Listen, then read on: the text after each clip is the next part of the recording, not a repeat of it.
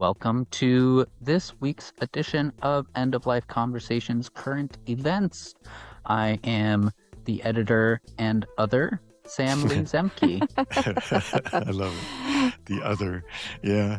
And I'm Reverend Wakil David Matthews, and we're really glad to have everybody back. We're going to talk about some current things going on and think about how they relate to our ongoing struggles with life, with grief and loss and death and dying. Yep. Yeah.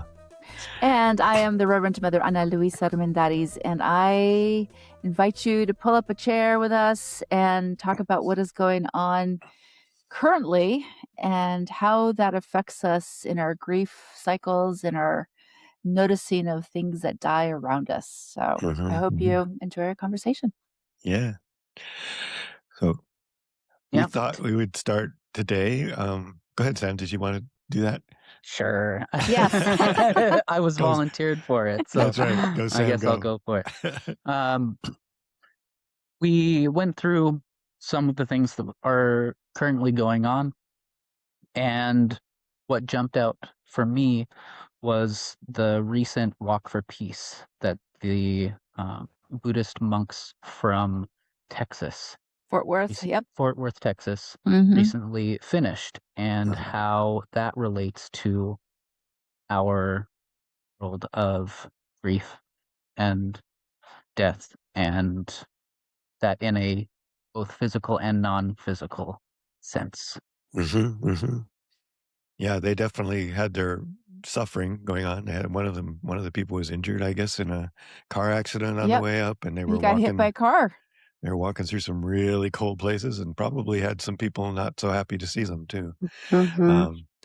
Yeah, and I think it also speaks to this kind of feeling in all of us of this kind of loss of control, and that the grief that comes around the loss of control, not being able to make peace in the world as many years as we've tried, as many ways we've tried, and to see these people working so hard and doing so much to just really put themselves out there.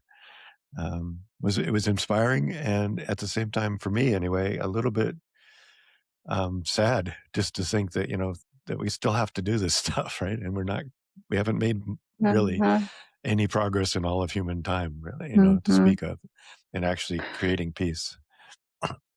Yeah, and it's I noticed it coming up through my newspapers that I read, and I remember that there have been times when there have been many walks for peace in the past. Yeah. Like we've been doing, like you said, we've been doing it for a long time in our recent history. And people generally assume like it's a Buddhist thing. It's this their religious practice that calls them to do this. And I would say they are bringing forth the awareness that something is terribly wrong and that they want to bring awareness to this. And does it work? Is it uncomfortable for people to see others taking that that mantle of awareness almost? I was just struck by this. Struck is my word right now, because that one monk that did get hit, he was literally hit by a car. A car went after him, hit him, and he lost his leg. And they ended up trying to get a prosthetic for him, and he joined them in Washington, D.C. And I think about the loss that he encountered. Well, yeah. And still continued to show up for us. Right? Like very much like the grief that we are all holding, the sadness that peace isn't available to us. I will continue in spite of everything that's happened. So I'm in awe of people who can do these things, right? Yeah.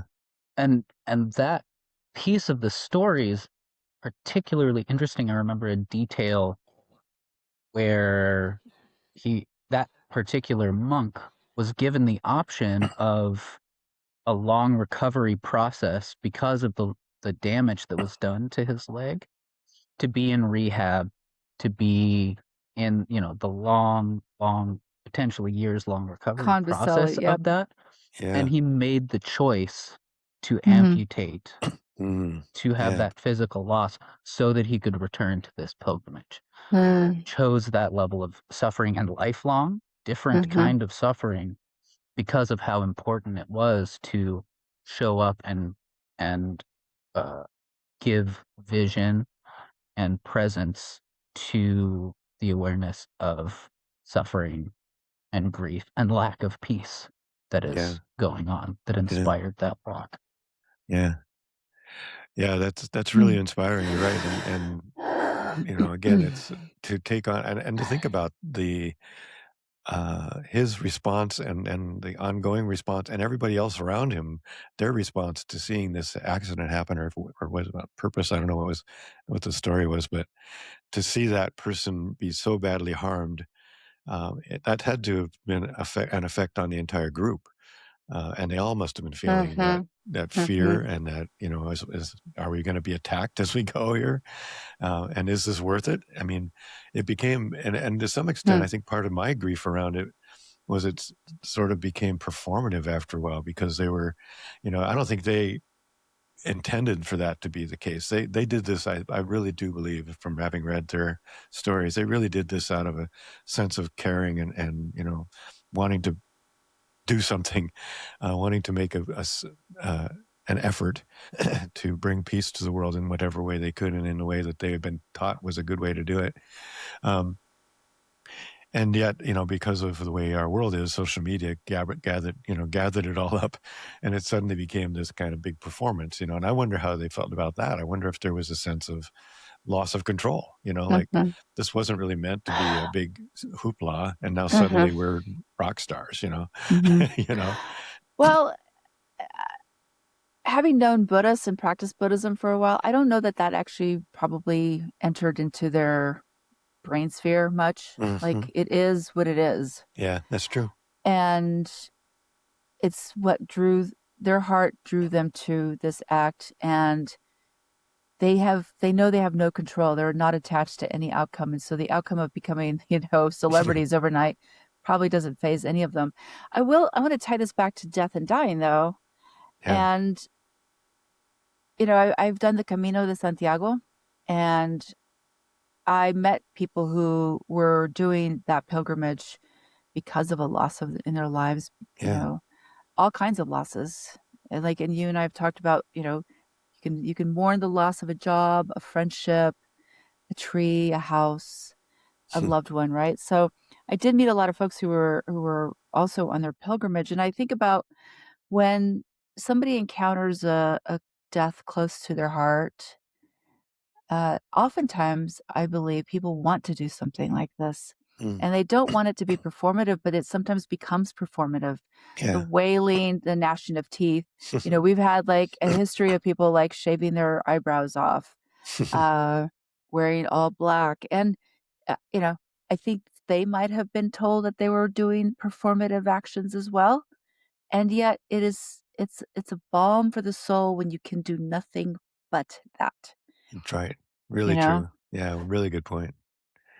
Yeah, and it actually gives us something to, recommend to our listeners, as part of the ceremony, part of the ritual that you can consider, if you're going through loss of any kind, that walking meditation is a really good one, and this, watching what they did and why they did it and how they did it, Mhm. could be a good example of a way to, um, work through some of these things. So, yeah, so they gave us a good example. I think it's worth noticing what they brought, and that it is in the Buddhist world about life is suffering, You and this, choose what you're gonna suffer for, right? right, yeah, It's a yeah, choice. yeah, Yeah, and to speak sort of to what the monks' reflections were about gaining so much attention and so much support, there have been some interviews, and I remember one of them right after they'd arrived in DC, and the monk talked about how it was both very heartening to see the amount of support and the amount of people that came out, yeah, and also it made him really, really sad hmm, because there were so many people who, like you're saying, didn't know what else to do, are yeah, Mhm. grieving what's going on in the world, Mhm. are and feel powerless to do anything. And so they see this action and some place to pour energy and support and a way to engage and put energy behind something that they believe in, which is peace. Yeah. Right. And Yeah. so it gained that momentum in that way. But to recognize the scale of the sorrow and the suffering that is going Mhm. on that would Mhm. call people out to Oh, yeah. that Mhm. level. And the other thing relating to death that I would say about it is on a long pilgrimage, you're close to death. If it's you and the elements, they're walking across the country in the middle of Mhm. winter, Yeah. and there were reports of, you know, malnutrition. I think it was one of the lead monk had to take breaks or had to stop his walking because his body was physically dying. He Yeah. was Mhm. walking so much, Yeah. and you're cold, and so to be on the edge of life and death when Mm. on pilgrimage. I think about, the people who accept that risk, making pilgrimages to holy sites all Yeah. over the Mhm. all the time. You know, Mhm.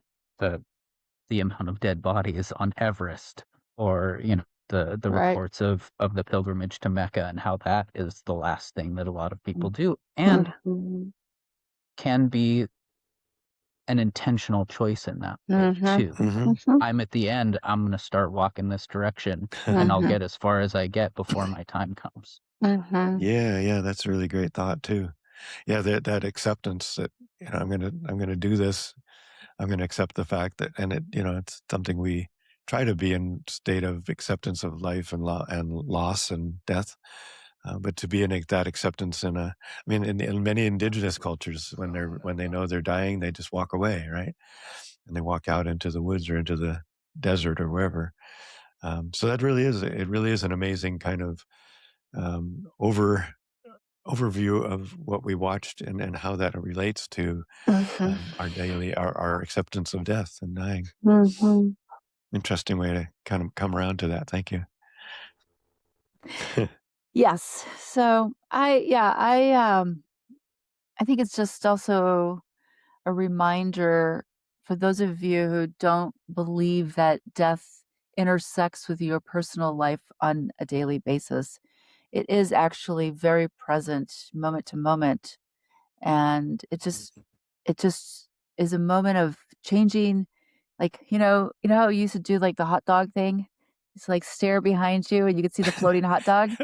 I feel like if you soften your gaze, you see death so close, and you could become so comfortable when you start noticing it. And I hope that if anyone out there listens to this and, you know, becomes curious about what does death look like, this will be the first step into that awareness. Yeah. Yeah, and I think, it's something saying that, it's true that you and I and Sam probably too, and having been so exposed to this for a while, um, when you do have that, when you see the hot dog all the time, The floaty hot dog. right? Um, when you do have that perspective, Mhm. it's like, it's true. We were talking at the beginning, what current event is most up front of mind and how does that relate to death and dying? And there's nothing that doesn't. We can always find a way, right? It That's always right. does, and probably more because of who we are and and our perspective in the world. But Mhm. to nurture that in ourselves Mhm. and to Mhm. encourage others to nurture that, and to let people know that we're available, that Annalisa and I are both available as companions to talk about this as well, is something that we want to make sure we start Mhm. noticing more and offering more. And soon Sam will be in that space too. Um, so we're all, that's our work. That's our ministry. That's what we want to do, is make sure people understand that we are, we are living in this wonderful, beautiful life, and death is part of it. And That's it's right. always part of it. It's a continuum. And that's just another part of the beauty, another part of the experience. So thank you so much for joining us today. I hope this was interesting and useful. We'd love to hear from you. We'd like to hear your ideas, or if there's anything you wish we would talk about. And we'd love to help in any way we can. So feel free to reach out. That's right. So And if you haven't been exposed to the Buddhist monks Walk for Peace, it's Walk for Peace US, and they're all over social media. Highly recommend looking into those, not just for the performance and spectacle, but I've also seen many reports that the practices that they have offered and are archived have been a great balm for people to center and find quiet and space and peace within themselves during this time of immense conflict and tension. yeah. There are some really good articles from people who've just been so inspired by it in different ways and have felt that sense of relief. And like you said, and Ana Luisa or somebody said, just that, this is something I can do. I can go stand there and watch them go by and honor them with food and love and whatever. And just sharing that community sense that we're all in this together. It's so important. It's an important thing we get. One of the things we can do in this maelstrom. Hold the That's right. grief and Yeah. suffering and sorrow together. Yep, exactly. It's the only way we're Well, going to make it through. that's exactly right. So soften your gaze and take a deep breath. So I'm going And to see the offer. floating hot dog of death around you. I'm there with you, baby. All Until right. next time. right. Adios. Much Adios. love. Adios. Grief and loss, conversations about the end of life.